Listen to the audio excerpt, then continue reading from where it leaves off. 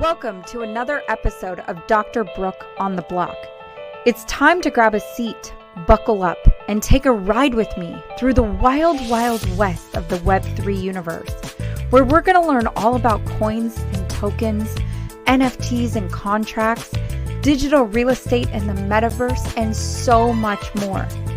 There is a lot to get through on the block, but I am here to pave the way and help you avoid those nasty pitfalls and rug pulls so you don't get hurt. I'm going to also introduce you to some interesting characters along the way. Are you ready? Your ride starts now. What's up? Dr. Brook here for yet another incredible ride through the wild, wild west of Web3. And I'm really excited about this episode. I know I say that about every single episode, but they just get better and better. And it's just super exciting. So much stuff is happening here. And today, before we kick off this ride, I kind of want to let you know what you're in for. Obviously, you know there is no co-pilot on today's episode. You get Dr. Brook, your crypto proctor, teaching you today what a decentralized autonomous organization is and how that relates to the Web3 space and where we're headed in the future and how it will be a portion of how businesses or different philanthropy projects work to raise funding. And we'll talk about that. But before we get this ride kicked off, make sure your seatbelts are fastly tightened and you are prepared for a bumpy ride. There might be some terminology that you do not understand. And just a shameless little plug here, down in the show notes or down in the description, you will find my free mini dictionary, the words of Web3 that help define a lot of this terminology for you. So make sure you grab a copy of that. It is there for you and handy to have while you are navigating this space. With that being said, let's define the term decentralized autonomous organization. Now, what is that? Okay, so I'm going to read the definition for you here. So by definition, a DAO, DAO for short, Decentralized Autonomous Organization, DAO, is an entity designed to be fully autonomous, meaning it does not need anybody to function. It can work on its own and operable without a central point of control. So basically, these DAOs work in a way like where you don't need anybody at the helm to make this thing function. You don't need a hierarchy of people, a CEO and a COO and a manager and to get the organization running. It's a flat organization. And this is something, an actual characteristic about a DAO that we're going to get into. I want to bring this to your point. With it not being centralized and with it being able to be functional autonomously, and without a central point of control, it is composed of a committee that agrees to comply with the set of rules. So essentially, we all come in collectively if we say we want to be a part of a DAO, Decentralized Autonomous Organization. I'm going to keep saying it so it gets stuck in your head, Decentralized Autonomous Organization. That committee follows the certain rules for the common purpose. Now, you might be thinking, like, what common purpose and how the heck does that even function? And like, what is that all about? I'm going to tell you right now what that all is all about. Now, there are many different types of DAOs, and I'm going to talk to you about that as we go. But most of them are for the purpose of making money. So essentially, like if you and I and a couple other listeners listening to this show right now, if we all decided we wanted to go in and we wanted to purchase, let's say, the Mona Lisa, well, I don't got billions of dollars to purchase that, and maybe you don't either. And so maybe we decide to pool together all of our financial assets because we want to say we own the Mona Lisa. So we pool all our assets together and we bid on that piece of artwork. Now, if we win the bid, we get that artwork, and part of our, agreement between the four of us or the group of us that decided to go in and buy the Mona Lisa together, in our agreement, written using blockchain technology, written through smart contracts. And I'll give you a brief description of a smart contract. I've done a whole episode on this in the past, but basically that agreement says, okay, Dr. Brook owns 25% and you own another 25% and the other listeners own another 25 and another 25, and collectively that's the 100%. And so should we want to sell the Mona Lisa in the future for a higher price, those profits get divvied up, 25, 25, 25, 25. Now, this has been structured in the past. We've had stuff like this where we, have different crowdfunding projects. You can even buy things. I think Kickstarter is a big one. GoFundMe might not be necessarily like GoFundMe is, you can pool together a bunch of money for people to, help with all sorts of ailments or, funeral costs, all sorts of things GoFundMe does. But Kickstarter, let's use Kickstarter for an example.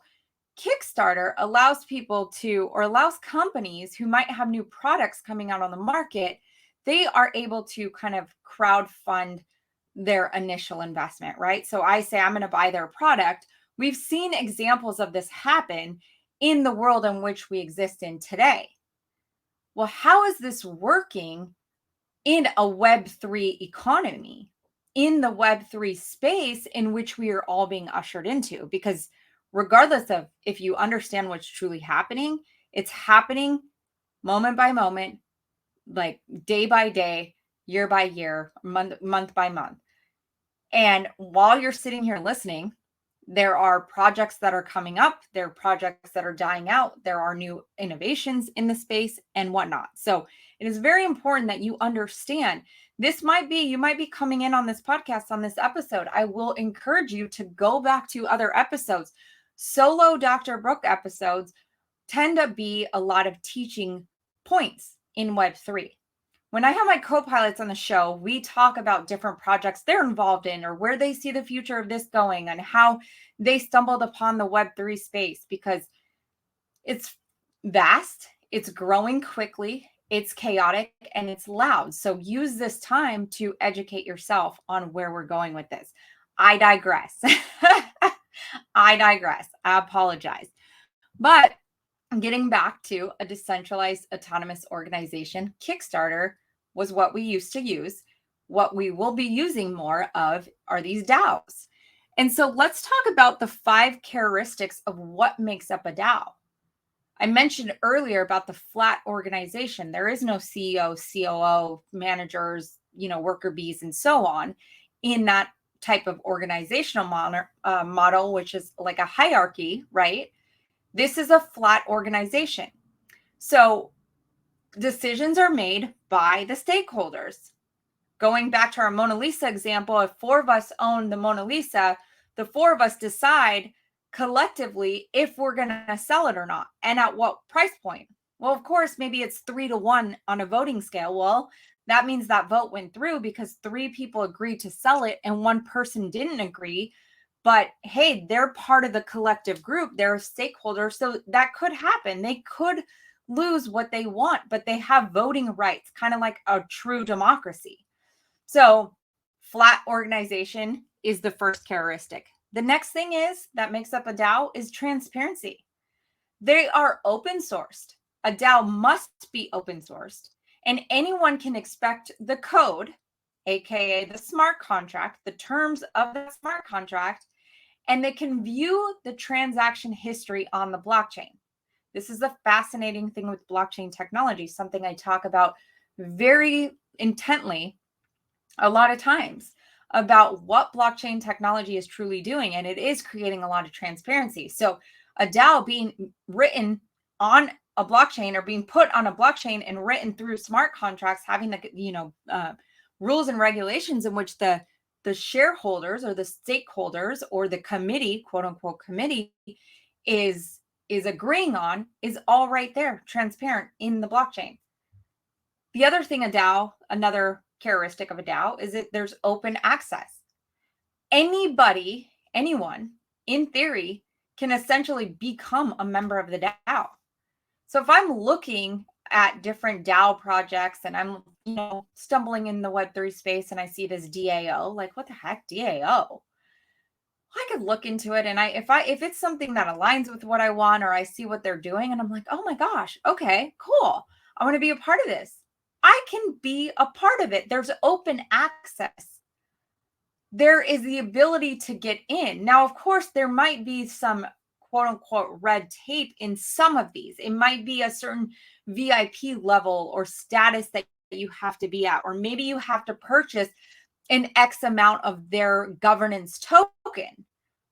That's one big thing that I missed, and I apologize. The governance token is what allows you the voting right in the DAO. So for instance, I'm just going to throw some random DAO out there and this is not a real DAO, so don't look this up, but like, let's say Puppy Dog DAO. Okay. So we have Puppy Dog DAO. I can essentially research into that DAO, see what Puppy Dog DAO is doing and decide if I want to be a part of it. And then I purchase the governance token of the Puppy Dog DAO to have voting rights and the ability to be a part of that DAO. So it's kind of like buying my membership into the club, right? We all do this with gym memberships and so on. We pay to be part of that club. Some people have, the Bay Club memberships or Soho, those are the higher end things. And then other people, it's like 24-hour fitness. So it doesn't matter whatever the DAO is. If you buy that governance token, you can essentially access that DAO and be a part of the team. The fourth characteristic of a DAO is democracy. Democracy. No single party can veto a vote once it has been voted upon. So when I use the example 3-1, 3 of us voted to sell the Mona Lisa. 1 of us did not. We can't have somebody come in and just say, oh, nope, never mind, vetoed that, we're not selling, that piece is not being sold. That is true democracy. When nothing can be changed once the people vote and make their voice heard and saying, hey, this is the way we want it, and ballots aren't counted twice in a DAO, and things aren't gone haywire, and it's not done by hand. It's literally done with full transparency of the blockchain and more specifically of the smart contracts. Fifth thing, and one of the biggest things that I believe is so huge for DAOs is decentralization. The fifth part, or the fifth, oh my goodness, the fifth characteristic, I'm like, why can't I think of that word? The fifth characteristic of a DAO is decentralization. Literally, they rely on smart contracts. I know I've said this point so many times, for execution. So this smart contract is literally, okay, like this is the rules in which we're following. Like now this DAO is running regardless of me changing my mind if I want to change the rules. So members of the DAO occasionally, like people here, like me and you, if we're part of this Mona Lisa DAO or this Puppy Dog DAO, we can turn around and we can hire human resource people, like not your typical HR people, but we can hire human beings to fix issues like bugs or do different updates to the smart contract. But that also has to be voted upon by the group. We don't just have anybody come in. I can't just make a decision like, I have 1% ownership into this DAO and I'm going to like turn around and say, yeah, we're bringing Harry Stone in and he's going to fix all this stuff. No, like it's voted on when there are issues and when there are updates that need to be made, because organizations change, to change the bylaws, to change the way that it's done. But again, this is all done through smart contracts. So some human resource, quote unquote, for those of you who aren't watching the video, will come in, which end up being like techie software engineer guys come in and fix things. So those are the 5 characteristics. We talked about flat organization. We talked about transparency. We talked about open access. We talked about democracy, and we talked about decentralization. Those are the 5 components of a DAO. So how do they work? Boom, boom, boom. I've been hammering this point so many times. How do they work? They work through smart contracts. Basically, simplest response, they work through smart contracts. So we start Puppy Dog DAO. We say, okay, these are the rules in which Puppy Dog DAO is going to function. So we are going to create this DAO around it. We have our dog token, DOG token. And if you want to buy into DOG token, then you get voting rights on what Puppy Dog does, like as an organization. Now, this sounds very trivial to use an example like Puppy Dog DAO, because it's like, well, what is Puppy Dog doing? Like, what are they, like, how are they either A, making money, or how are they making impact in the world, right? Like that just seems so trivial. Well, it's important to note that a lot of different DAOs are being done for, like I mentioned earlier, monetary gains, right? So it could be like a group of us going in and buying the Mona Lisa as a DAO. It could be a group of us coming together and saying, hey, we can't afford a $600,000 Bored Ape Yacht Club NFT. But maybe collectively as a DAO, we can buy our own NFT collection as a group and be able to determine what happens with that NFT collection. So it's spreading wealth amongst the group. The other aspects of DAOs and how they can be used is also for philanthropy. Like people can crowdfund and raise money in a different type of way than just your GoFundMe or your Kickstarter programs. And you can literally create DAOs for philanthropy work. So you raise money and you decide as a collective group where the money's going. I know that Elon Musk's brother has started a DAO, and forgive me for not knowing the name. The thought just popped up in my mind about it. I'm like, oh yeah, that's right. His brother started a DAO for some sort of environmental aspect to like either help plant trees or grow food. It was something very environmental, like green friendly, right? And so he created a DAO and raised up a lot of money for the charity work he was doing through that DAO. And that was like a beautiful thing. So DAOs can be like there's different types. The philanthropy, the collector kind, there could be like, protocol. So we talked about philanthropy DAOs. We've talked about collector DAOs. Like protocol DAOs simply are just like a DAO, a decentralized autonomous organization that determines like, okay, this is the protocol in which we're going to follow. And these protocols are going to be governed by this body, the people who have the governance token, the people who have the voting rights of that DAO. And we'll work like that. So there is a company currently, this is a real company. The other ones I mentioned, Puppy Dog, not so much. But Maker DAO is a protocol DAO that runs with the DAI token, governance token, and that is what maintains the stable aspect of the Maker DAO. So they use the tokens to peg to the dollar.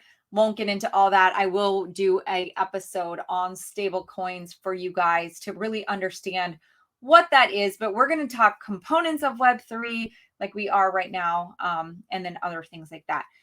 The other thing is protocol, collector, and social DAOs, which we did talk about. And then there's also investment ones.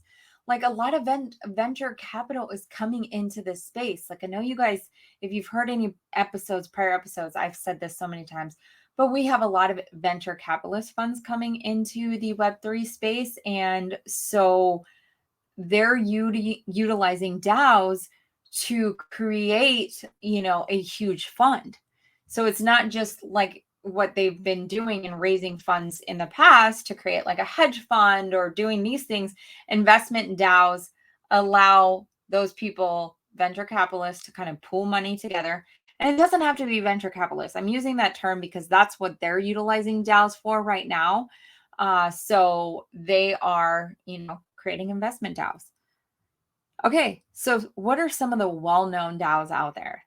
I'm gonna give you this example because I remember when this was happening actually like last year, and I was like, oh my God, it was so fun to like watch the crypto news reports and hear all the people in the space talking about it, because we literally, it was like one of those things like you're just rooting for people and you're like, come on, we got this, we got this. I personally did not participate.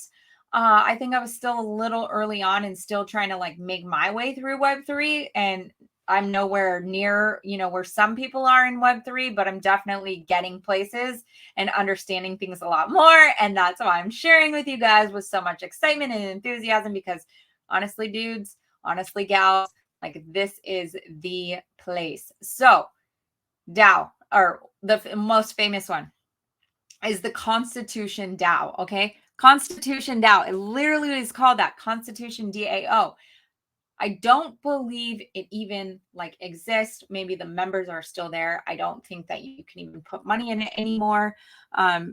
Basically, I will tell you what happened. So a bunch of people pulled together. It was 17,000 people pulled money together to try to buy the first ever copy of the US Constitution. 17,000 people bound together to buy the first ever copy of the United States Constitution, and they lost. Okay. Collectively, those 17,000 people raised $47 million to buy that Constitution. So it's like, hey, all these people coming together, Mona Lisa example, again, all these, the money coming together, but they were outbid by a guy named Ken Griffin. Come on, Ken, give it to the people.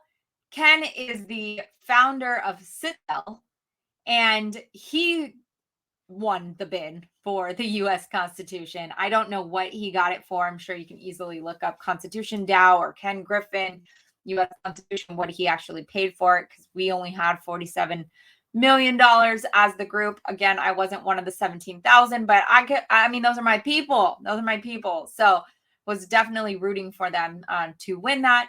But guess what happened? Okay, so all that 47 million that they raised to do that, and then they lost the bid, all of that money was refunded back to all those 17,000 people. So it's like, hey, like we just disbanded the Constitution DAO. It's like, all right, it didn't work out. We weren't able to buy that. And so it wasn't like I put in $200,000 and I lost that $200,000. It's like, dang it, my percentage into that US Constitution, like my ownership rights of that, like that I would have had maybe for that $200,000, just got refunded back to me. So it was like no loss to like any like buddy really, other than not having the actual piece. So those are like some really interesting things that can be done with DAOs, right? Like someone trying to buy the US Constitution. And that actually was formed, I failed to mention, the Constitution DAO in November of 2021, which like when I got into crypto, I got in early 2021, so January, around that time frame. And November actually was the peak of the entire like bull market, quote unquote, before we started transitioning into the bear market and into the economy that we're in currently, and we'll probably be in for, I don't know, 6 to 12 more months, maybe even longer, depending on what's going on and how the government, or I should not even say, I mean, the government and the Federal Reserve collectively handle things. But I mean, very, very cool ways of participating in different things, like, right? Like you can buy the Constitution DAO. And this is available to anybody. Anybody can turn around and decide, hey, I really have a vision to create a DAO around X, Y, and Z, some social project, or to collectively come together and buy real estate, like through NFTs and those kind of things. I mean, the opportunities are endless. It's just about managing and figuring out, finding the team of people that you can work with. And that part isn't as hard as you might think. Like I really think that a lot of us tend to have these ideas like, well, okay, like I could see myself maybe potentially investing into crypto or buying some tokens of some sort, but in terms of creating my own thing, I don't know, like I can't do that. And a part of that comes from our inability to see beyond ourselves. So we look at ourselves, and for me personally, I'm like, I'm not tech savvy. I don't know how to write a smart contract. I can fumble my way through writing a smart contract. Absolutely. I can make all those steps. I've gotten that far into it. But it's like, is that really my gift? Or can I connect with somebody? Can I collaborate with somebody who does have an experience writing smart contracts on the blockchain and utilizing the technology to help get the project up and going? So remind yourself that regardless of how you show up in the Web3 world or the world you're living in right now with Web2 and creation and whatever you're doing, recognize that it doesn't have to be just with your skill set. You can team up with people and really be able to make a massive difference and bring your ideas to life, because gosh knows how many ideas that we all have in our heads that most of them don't even see the light of day. Don't let that be you. There's so much potential. We talked about DAOs today. Again, decentralized autonomous organizations and how they're going to affect how we do business and how we engage with the blockchain. So I hope you learned a lot. I hope you've already thought about grabbing your free Words of Web3 mini dictionary down there in the show notes and description for you. As we pull this right into the station, make sure you stay seated and fully buckled until we come to a complete stop. Exit to your right, and we will see you on the next one. You made it! Congratulations! That wasn't so bad, was it? I hope you laughed and learned a little bit more about this Web3 universe and how simple and fun it can really be. Would you be so kind as to leave us a review and share it with your friends and family? It would mean so much to get this out to more people as we embark on the greatest transfer of wealth that has ever happened in human history. Can't wait to see you on the next one.